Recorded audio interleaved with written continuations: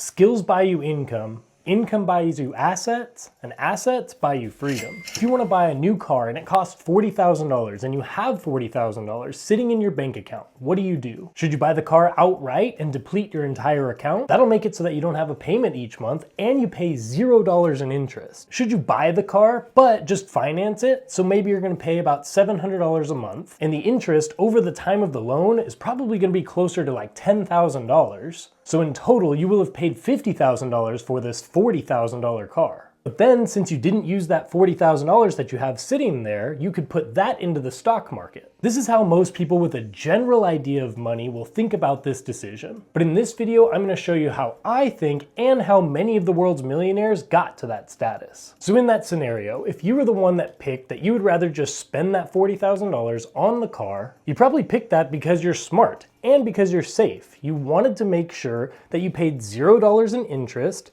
and you just don't have to have that payment on your back. Even more than that, you probably just wanted the peace of mind to know that you actually own this car outright and you don't want to have to deal with that headache. However, if you picked this option, it wasn't the best option. If you picked that second option, you likely picked that because you understand compound interest and you understand opportunity costs. Yes, you'd be paying an extra $10,000 over that 7-year loan, but if you put that $40,000 in the S&P 500 and receive the average 10% appreciation that is hit on average each year, that $40,000 would have grown to almost $78,000.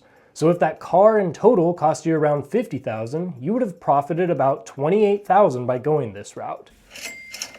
However, if you pick that option, this wasn't the best possible option as well. There's at least one more option, and it's the way that I've trained myself to think, and I want to teach it to you. In both options that I've spoken on so far, the $40,000 is gone. It's either gone when you purchase the car, or it's in the stock market working and growing, but that money's still not available for you to be used. This is important to understand because we rarely ever have just one thing that we need to pay for. It's a car this year, then a house next year, then a large trip or medical bills, or something new stacks up, and we'll just drown in all the monthly payments left and right. When a big new purchase comes into my life, I don't think, can I afford this? I think to myself, how can I afford this? And not just how can I afford it, but how can I pay as close to $0 for this new thing? So if it was me, I would know that I have $40,000 sitting in my bank account. I'd also know that if I'm gonna go and buy this car and have to finance it, it'll be about a $700 payment each month. So for me personally, I'd find a way to bring in an extra $700 each month. And for me personally, with my YouTube business and other businesses that I own, this would just mean that I need to generate more revenue. So that means that I need to grind just a little bit harder, find more clients, make more videos, but I would have to put in that work in order to make an extra $700 each month. For someone who doesn't have the same platform as me, you could use part of that $40,000 that you do have sitting in the bank to, instead of buying one car, you could buy two, and use that other one to rent out on Turo so that people will rent that car and pay off that car payment, and then anything extra would then go to this car's monthly payment.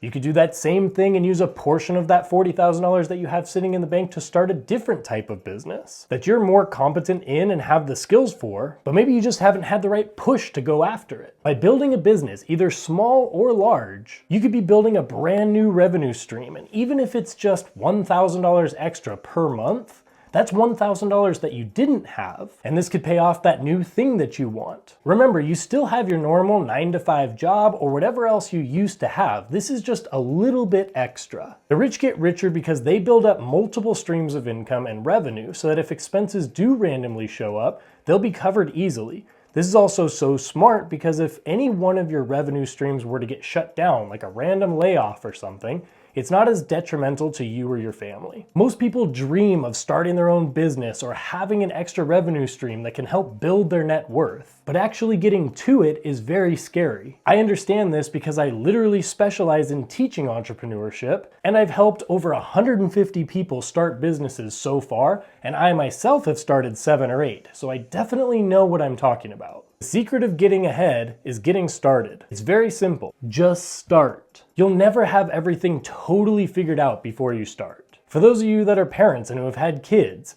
were you 100% ready for this? No, but you're probably crushing it and you figured it out. If all you can do is crawl, then start crawling. A lot of people are very excited to get going and have a lot of motivation at first because it's fun and could lead to this amazing life. It's about getting through even the tough times and just pushing through. Sometimes you'll feel like you can walk or even run, but sometimes crawling is all you have, and that's enough. Just stay moving. Motivation's what gets you started. Habit is what keeps you going. The beginning is the first step to a lifestyle change that's inspired by your personal motivation.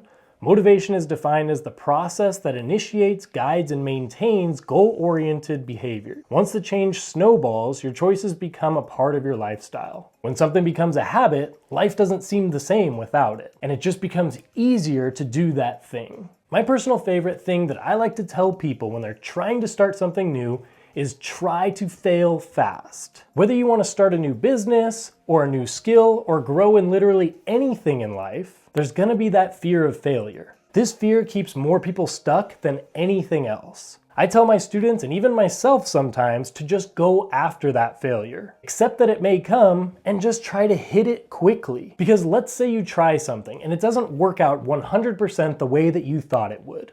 Let's say you open up a bakery and everything is great except for the cupcakes. People really don't like the cupcakes. You messed something up there. Great. Now you know what people do like and you know what you need to work on. So as soon as you work on those cupcakes, you're gonna have an amazing business. Say you start a YouTube channel and some videos hit and some videos get like 19 views after 20 hours of working on it. Great. Now you know what people want to watch and you know what you need to fix or just get rid of and double down on what works. By hitting a small fail, you learn something. As long as you do something with that newly learned thing, it'll turn into a positive in no time. That's why I say, sometimes you win and sometimes you learn. Whether that be competition like CrossFit or Jiu-Jitsu, business, even this YouTube channel. From each of those failures, I learned so much that made it so that my next endeavor was so much more successful because I knew what not to do. So from that first scenario, I would pick option number 3, which would be to use the businesses that I've been building up for years to generate more income